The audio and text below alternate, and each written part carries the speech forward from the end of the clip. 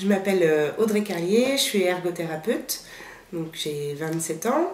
Je travaille en libéral dans le secteur de l'Orne et en salariat dans un service d'accompagnement à la vie sociale auprès d'adultes handicapés. Donc pour l'activité libérale, je travaille plus avec des enfants et des personnes âgées. J'interviens au domicile, dans les écoles.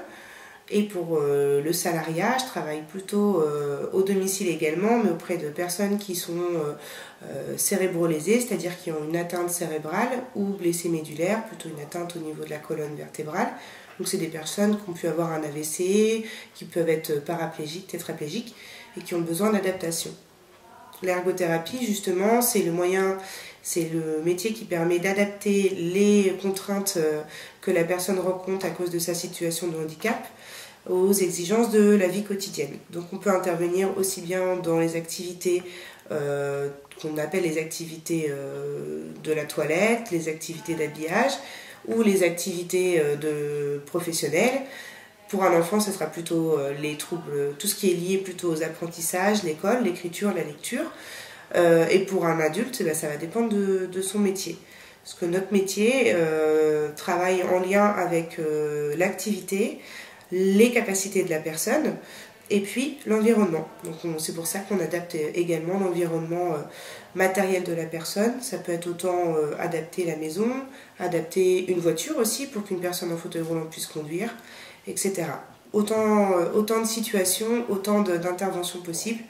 Donc quand les choses toutes faites n'existent pas, et nous on essaye de les inventer. C'est pour ça que c'est un métier qui est très polyvalent. Moi j'aime beaucoup ce métier-là dans le sens où c'est un métier très humain. On est toujours en lien donc, avec la personne dans toutes ses habitudes de vie et puis avec tout ce qui gravite autour d'elle. Donc pour un enfant, on va dialoguer avec la maîtresse, la VS, avec ses parents évidemment. Et un adulte, on va travailler avec les personnes qui interviennent au domicile, donc les aides-soignantes, les infirmières, la famille, et puis pourquoi pas l'employeur si c'est une personne qui travaille. Donc on est toujours en lien, toujours dans la communication et l'échange. Après, le côté le plus déplaisant, on va dire, dans le métier, c'est peut-être qu'on peut être confronté justement à des choses difficiles, à des personnes qui se retrouvent en situation de handicap et qui du coup sont un petit peu désemparées. Mais nous, justement, notre but, c'est de les aider dans cette période-là pour les rendre le plus indépendants et autonomes possible. Les qualités, c'est l'écoute, l'empathie, la créativité et puis toujours l'imagination et ne surtout pas rester seul, toujours communiquer.